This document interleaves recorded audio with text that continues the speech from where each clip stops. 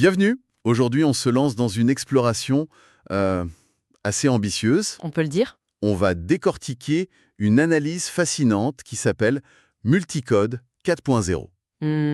Et c'est un texte qui tente un truc un peu fou, créer une sorte de théorie du tout de l'existence humaine, mais en partant d'un livre de développement personnel. Oui, le cocktail est surprenant. On part de L'art subtil de s'en foutre de Mark Manson Exactement. et on arrive à la cybernétique, à la psychologie évolutionniste et même au transhumanisme. C'est ça qui est dingue. On va essayer de comprendre comment le document fait ce grand écart. C'est ça. L'idée de fond, c'est de regarder la conscience humaine non pas comme quelque chose d'abstrait, une âme ou je ne sais quoi, Non. mais plutôt comme un système de contrôle. Un algorithme, en quelque sorte, qui cherche toujours à s'optimiser. Et la question qui va nous guider, c'est comment est-ce que s'en foutre, au sens de Manson, peut devenir une stratégie de programmation pour cet algorithme, surtout face au chaos de notre époque. C'est exactement la question de départ. Bon, la mission est claire. Alors, allons-y. Le point de départ de l'analyse, c'est que notre cerveau est une machine à prédire la réalité en permanence. C'est ça, une machine à inférence. Et la souffrance, dans ce modèle, qu'est-ce que c'est? C'est tout simplement un signal d'erreur. Un signal d'erreur. Oui, un gros écart entre ce que notre modèle interne attendait et ce que la réalité lui renvoie. Ce n'est ni bon ni mauvais, c'est juste une information. D'accord. Et pour appuyer ça, le texte utilise une théorie qui a l'air centrale, le principe de l'énergie libre de Carl Friston. Ça sonne très complexe. Ça l'est, mais l'idée de base est assez intuitive. L'énergie libre, en gros, c'est le choc entre nos attentes et la réalité. Ah oui. C'est ce sentiment désagréable quand on s'attendait à un oui et qu'on reçoit un non. La souffrance, c'est juste l'alarme qui sonne. Attention, notre carte du monde est fausse, il faut la mettre à jour. C'est le bug report de notre système d'exploitation interne, quoi. Voilà. Tout système vivant, pour ne pas sombrer dans le chaos, doit minimiser ses surprises. Et c'est là que la philosophie de Manson devient un protocole. S'en foutre, ce n'est pas de l'apathie. Pas du tout. C'est une façon de trier ces bug reports. Précisément. C'est une prioritisation. Le système décide, ok, ce signal d'erreur-là, il est important, je mets mon modèle à jour, celui-là, c'est juste du bruit. L'opinion d'un inconnu sur Internet, par exemple. Du bruit. Le feedback constructif d'un ami. Signal pertinent. Le texte parle aussi d'un truc que tout le monde connaît, je pense. La boucle de rétroaction infernale. Ah oui. Le fameux « je stresse parce que je stresse » ou « je me sens coupable d'être en colère ». D'un point de vue de la cybernétique, c'est une boucle de rétroaction positive, complètement instable. Le signal, l'anxiété, s'amplifie à chaque passage. C'est l'enfer. C'est ça. On ajoute une erreur sur le signal d'erreur. Et la solution, du coup, c'est l'acceptation radicale. Techniquement, ça veut dire quoi? Ça veut dire qu'on amortit le signal. Au lieu d'ajouter une couche de jugement « je ne devrais pas ressentir ça », on accepte l'émotion primaire. On brise la boucle. On brise la boucle. Le système se stabilise. D'accord. Mais si on est des algorithmes qui trient des problèmes, on optimise pour atteindre quel objectif? C'est quoi le but du jeu? C'est l'étape suivante. Et la réponse de l'analyse, c'est que ce sont nos valeurs qui définissent cet objectif. Nos valeurs. Oui, ce sont les facteurs de pondération de l'algorithme. C'est ce qui dit au système ce qui est un succès ou un échec. Et Manson fait une distinction très nette entre les bonnes et les mauvaises valeurs. Exactement. Les mauvaises, ce serait le plaisir, le succès matériel, avoir toujours raison. Pourquoi elles sont mauvaises d'un point de vue système? Parce qu'elles dépendent d'événements extérieurs, des choses qu'on ne contrôle pas. Ah oui. Si ta valeur suprême, c'est être riche, ton système est instable. Il est à la merci du marché, des autres. C'est une recette pour avoir une énergie libre très élevée, donc beaucoup de souffrance. Alors que les bonnes valeurs, comme l'honnêteté ou la vulnérabilité, Elles sont meilleures parce qu'elles sont basées sur des processus internes. que l'on contrôle. C'est ça la différence fondamentale. La métrique est interne. On ne contrôle pas si les gens aiment notre travail, mais on contrôle le fait de travailler. On ne contrôle pas la réaction des autres à notre honnêteté, mais on contrôle le fait d'être honnête. Le système devient beaucoup plus résilient. Beaucoup plus stable, oui. Et là, l'analyse connecte ça à un autre concept de cybernétique, la loi de la variété requise d'Ashby. Qu'est-ce que ça veut dire en simple? Alors, en très simple, imaginez un gardien de but. Le ballon peut arriver à gauche, à droite, en haut. Ok. Pour être un bon gardien, il faut pouvoir plonger à gauche, à droite et sauter. Il faut avoir autant de réponses possibles qu'il y a de tirs possibles. C'est logique. La loi d'Ashby, c'est juste ça. Pour contrôler un système complexe, comme la vie, Notre propre variété de réponses doit être au moins aussi grande que la variété des problèmes que le système nous envoie. Ah, c'est limpide. Donc, en choisissant une valeur rigide et externe, comme « je dois plaire à tout le monde », on se limite à une seule réponse. Exactement. Et on se fait submerger par la complexité du monde. Alors qu'en choisissant une valeur interne, comme « je cherche à être authentique », on augmente nos possibilités de réponse. On devient plus adaptable. C'est hyper intéressant. Ok, donc on a le système d'exploitation, les valeurs qui le guident, mais qu'est-ce qui fait tourner la machine? C'est quoi la source d'énergie? On arrive au cœur philosophique du modèle. Et selon cette théorie, qui s'appuie beaucoup sur l'anthropologue Ernest Becker, La théorie de la gestion de la terreur. voilà, le moteur de tout le système, c'est la peur de la mort. C'est une idée vertigineuse. Que toute notre culture, l'art, les religions, tout ça, ne serait qu'une immense distraction pour ne pas penser qu'on va mourir. C'est l'idée. Pour gérer cette angoisse fondamentale, on crée ce que Becker appelle des projets d'immortalité.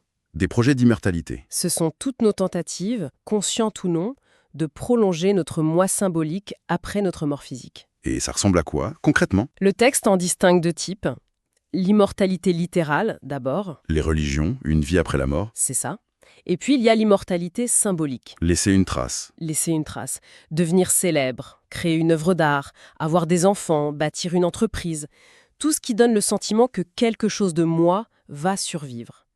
C'est la minimisation ultime de l'erreur existentielle. Et l'échec d'un de ces projets serait catastrophique.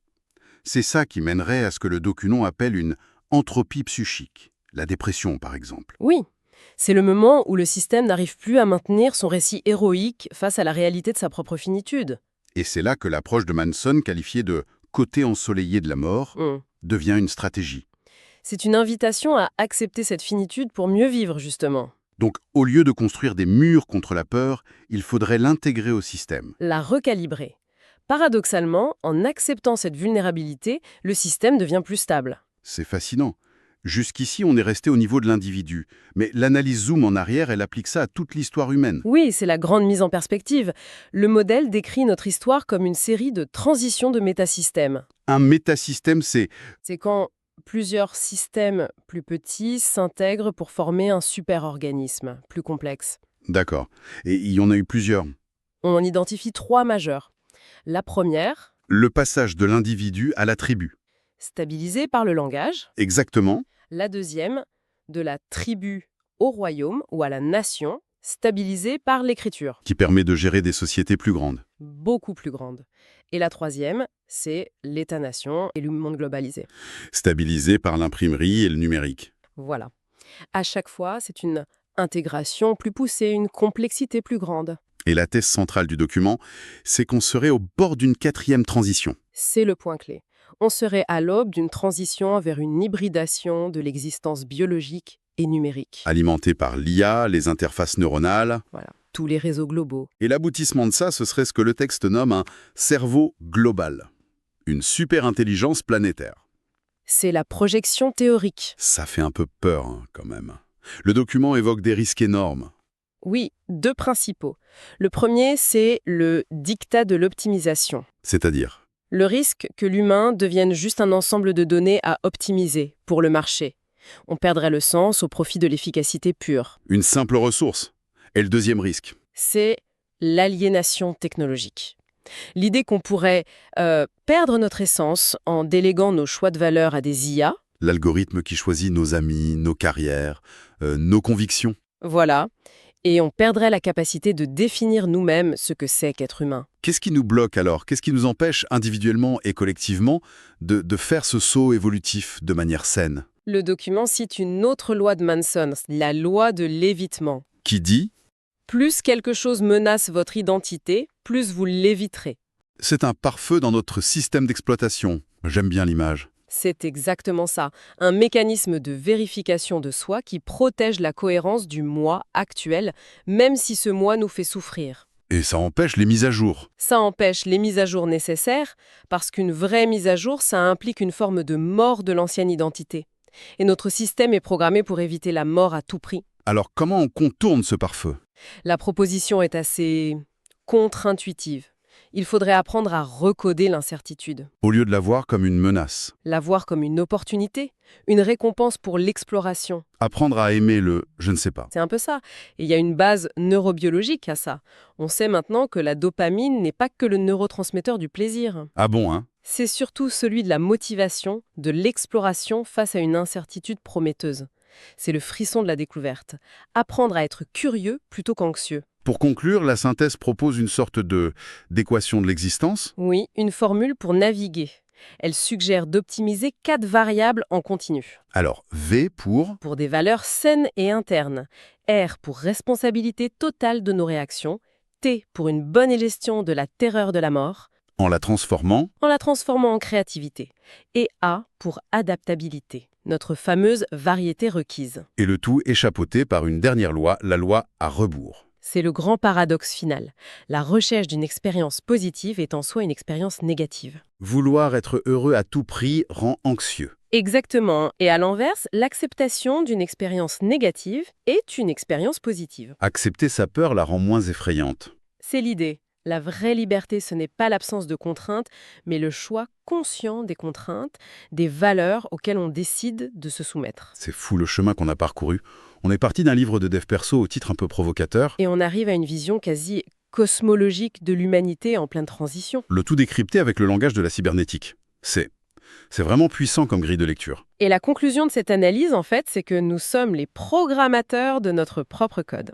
Chaque « je m'en fous » qu'on choisit, chaque valeur qu'on priorise, ça ne façonne pas seulement notre vie, ça participe, à une échelle minuscule, à l'architecture du prochain système mondial. Et pour finir, une dernière pensée qui est directement inspirée de ces textes. On écoute. Le document affirme que l'avenir appartient aux systèmes qui peuvent le mieux intégrer la douleur, pour la transformer en sens. La question qui se pose alors est la suivante. À une époque où le confort et les algorithmes nous protègent de plus en plus du désagrément, de l'erreur, de la souffrance, est-ce qu'on ne serait pas en train de désactiver, sans le vouloir, le moteur même de notre propre évolution ?